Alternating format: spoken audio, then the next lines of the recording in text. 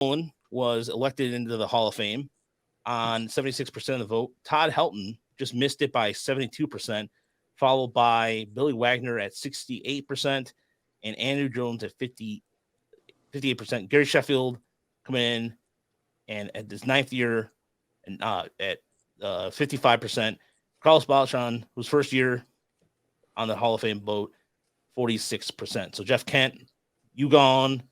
Hudson Street, you're gone. There's a lot of people that are gone now. Scott Rolen, as far as Hall of Fame numbers go, okay, so he had 2,070 hits, 316 home runs, but he was known more for his defensive prowess.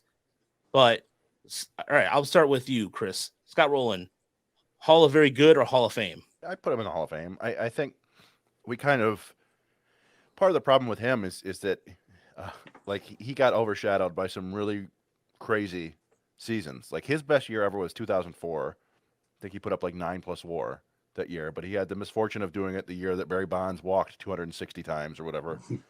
And Adrian Beltre, another third baseman, happened to hit 48 home runs. So Scott Rolen's, 35 home runs and 315 average was just kind of whatever. But yeah, he was.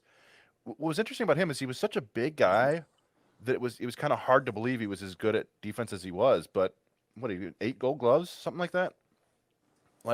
Yeah, you get 8 Gold Gloves, you hit 300+ home runs, you're a 280 hitter, whatever. I think that seems like a pretty good Hall of Fame resume to me. I don't, you never won an MVP, I don't think, but it's kind of tough when you're in the same league as Barry Bonds. Back and forth. Obviously, if Harold Baines is the dividing line, then yes, he's a Hall of Famer. Okay, but that's probably not where we should set the level of Hall of Fame standard as Harold Baines, right?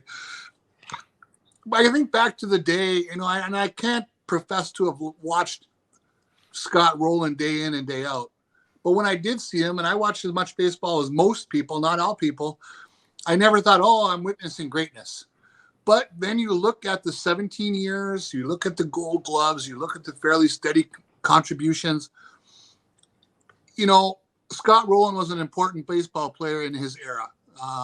So I'm okay with it. I wouldn't give him a rousing vote, but I think there's been far more egregious omissions and inclusions over the years than Scott Rolen. Like Cameron's comment, just a model consistency. He never had that really big breakout year. He did finish 4th in MVP voting in 2004. But other than that, never finished in the top 10 and was just a really, really solid player for a long time. Yeah, 5 seasons where he didn't have a 2+ WAR. So that is a model of consistency. He did win Rookie of the Year in 1997 when his first season with the Phillies.